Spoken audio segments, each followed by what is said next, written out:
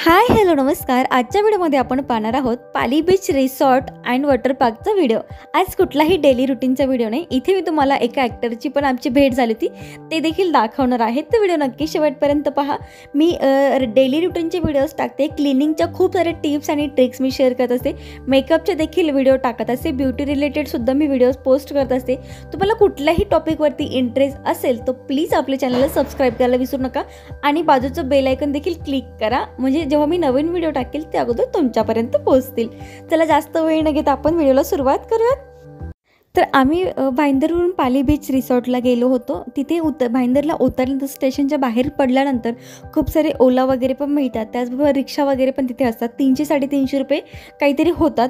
आणि ह्या ठिकाणी ह्या पाली बीच रिसॉर्टच्या इकडे मिनी गोवासुद्धा म्हटलं जातं, कारण की तिकडे गेल्यानंतर असं गोव्याचंच फील येतं, असं वाटतं की आपण गोव्यालाच आलो आहेत की काय. हे अगदी लांब होतं, असं वाटलं अरे यार कुठं गायब झालं आहे, काही दिसतच नाही आहे इथे म्हणून. पण याच्यासमोरच एक बीचसुद्धा आहे. तर पहा फायनली आम्ही पोचलेलो आहोत आणि माझी मस्ती ही अशी चाललेली होती, कारण आम्ही खूप वर्षानंतर म्हणाल असं फिरायला आलेलो आहोत. जास्त आम्ही फिरायला जात नाही, जास्त आम्ही कुठे बाहेर वगैरे जात नाही. मग गेलो त्याचं स्टेसाठी वगैरे आम्ही जात असतो. अगदी माझा खूप दिवस बेड रेस्ट होता, त्यामुळे म्हटलं आता मी खूप पागलसारखी झाली होती, त्यामुळे नाही आपण कुठेतरी जाऊयात. आणि त्याचबरोबर जे एक फ्रेंड आहेत ते देखील मुंबईमध्ये आले होते, तर सोबत होतं. मग आम्हाला म्हटलं की चला आपण जाऊयात म्हणून. तर पहा रूम वगैरे एकदम मस्त होती, छोटीशी होती, पण बघा ना एकदम सिम्पल आहे आणि छान आहे. अगदी कपाट वगैरे पण तिथे त्यांनी दिलं होतं, छोटंसंच तिथे मेकअपचा आरसा आहे आणि बेड वगैरे आहे. तर मी माझ्या मिस्टरांना म्हणत होते की आपण आपल्या घरी पण असंच रूम करूयात. किती सिम्पल आहे आणि किती छान आहे, जास्त खर्च देखील होणार नाही. बाहेरचा एरिया पण खूप मस्त आहे.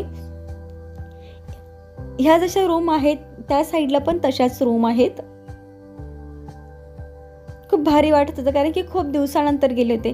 आणि हे जे चेअर आहेत ना इथे ते ॲक्टर बसलेले होते, त्यामुळे ते दिसले. आणि त्यांच्या चेअरच्या तिथेच त्यांची रूम होती आणि त्याच्या अपोजिट आमची रूम होती. तर पहा अगदी खूप मस्त होतं, बाहेरचा व्ह्यू वगैरे पण भारी होता. त्यानंतर मग आरशामध्ये बघून माझे फोटोज वगैरे काढणं चालू होतं, कारण की फोटो काढायचं, व्हिडिओ काढायचं मला प्रचंड वेळ आहे. आणि हे आत्ता यूट्यूबपासूनच नाही, ते याच्या अगोदर म्हणजे लग्नाच्या अगोदरपासून मला फोटो वगैरे काढण्याचं वेळ आहे. अगदी लग्नाच्या अगोदरचे खूप सारे फोटोज माझ्याकडे आहे. असं वाटतं की बरं झालं हे वेळ मला आहे, म्हणून माझ्याकडे आज माझ्या लग्नाच्या अगोदरचे खूप सारे फोटोज वगैरे आहेत. तर रूम मला फार ही आवडली होती, कारण की सिम्पल होती पण अगदी मस्त होती. त्यानंतर आलो मग आम्ही वॉटर पार्कच्या इथे.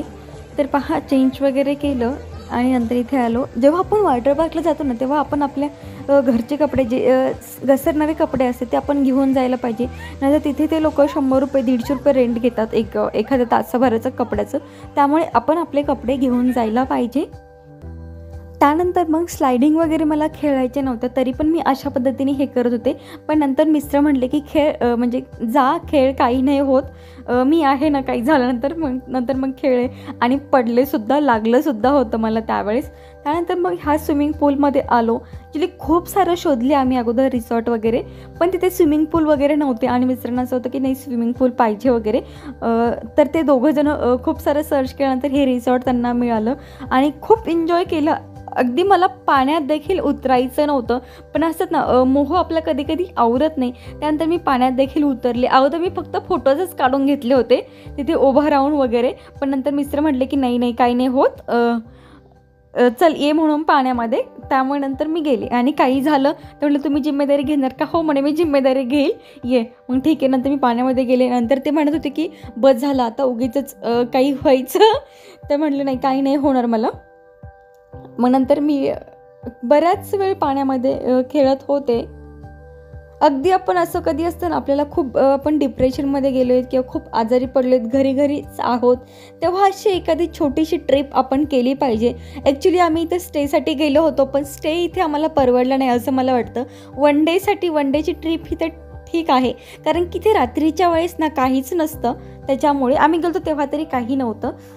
अगदी पाण्यात 3 ते 4 तास खेळल्यानंतर आम्ही निघालो जेवायला, कारण की खूप भूक लागली होती. बघा असा खूप मोठा स्विमिंग पूल वगैरे पण आहे, पण त्यांचा हा त्यावेळेस बंद होता. असं वाटलं की अरे यार का बंद आहे, आपण एवढे पैसे भरलेत आणि हे बंद आहे म्हणून.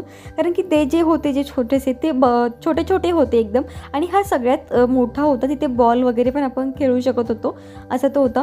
त्यानंतर मग जेवायला आलो. जेवायला आल्या आल्या असं वाटतं की पटकनी जेवण तयार व्हायला पाहिजे, पण ते काही लवकर तयार होत नव्हतं. काय आपल्याला मेनू कार्ड बघायलाच एवढा वेळ लागतो आणि विचार करावं लागतं, अरे काय घ्यावं काय घ्यावं. आणि ॲक्च्युली मी नवीन डिश अशी कधी बाहेर गेल्यावर घेत नाही शक्यतो, कारण की मला असं वाटतं की अरे ती चांगली असेल की नाही. कारण की मला साधं जेवण आवडतं आणि घरचं असल्यासारखं जेवण आवडतं, म्हणून मी बिर्याणी वगैरे ज्या अशा साध्या साध्या गोष्टी आहेत त्याच मी ऑर्डर करत असते बाहेर गेलो, किंवा राईस वगैरे असंच. नाही तर मग सरळ आपली थाली घेत असते. थालीमध्ये कसं पोटही भरतं आपलं आणि हेही होतं. मग नंतर मिस्टर म्हटले की थोडे फोटोज वगैरे काढा, आणि 40 ते 45 मिनटं लागले ही बिर्याणी यायला. एवढा वेळ तिथे लागला होता आणि अगदी पोटामध्ये कावळे ओरडत होते, एवढी भूक लागली होती. कारण की आम्ही सकाळी काही देखील खाल्लं नव्हतं. खूप सकाळी आम्ही घरातून निघालो होतो, कारण की ट्रेनची गर्दीची मला जाम भीती वाटते, त्यामुळे की ट्रेनची गर्दी कमी लागेल आपल्याला आपण सकाळी गेल्यानंतर. आणि खरं तसं झालं की लोकलची गर्दी आम्हाला काहीच लागली नाही, कारण की लोकलची मला जाम भीती वाटते. ॲक्च्युली गर्दीचीच मला भीती वाटते. त्यानंतर आलो, मग जेवण वगैरे मस्त झाल्यानंतर बिल वगैरे ते विचारत होते की बिल इथेच पे करणार की निघताना पे करणार. तर मिस्टर म्हटले की नाही इथेच पे करतो, कारण जेव्हाच्या तेव्हा निपटलेलं बरं असतं असं त्यांना वाटतं. त्यानंतर मग संध्याकाळच्या वेळेस बीचला निघाल्यानंतर हे ॲक्टर त्यांना जे आमच्यासोबत होते त्यांना ते दिसले. त्यांना म्हटले की फोटो वगैरे आपण काढत, आणि त्यांचा आवाज जसा मूवीमध्ये असतो ना तसाच रिअलमध्ये देखील आवाज आहे, आणि खरंच खूप छान स्वभाव आहे त्यांचा. आम्ही फोटो वगैरे पण काढून घेतले त्यांच्यासोबत. आणि त्यांच्या गप्पा कोण चालू, त्यांच्या गप्पा क्रिकेटच्या वगैरे गप्पा चालू होत्या त्यांच्या अशा. तर बघा बीचला निघाल्यानंतर संध्याकाळचा असा काही व्ह्यू आहे ह्या रिसॉर्टचा.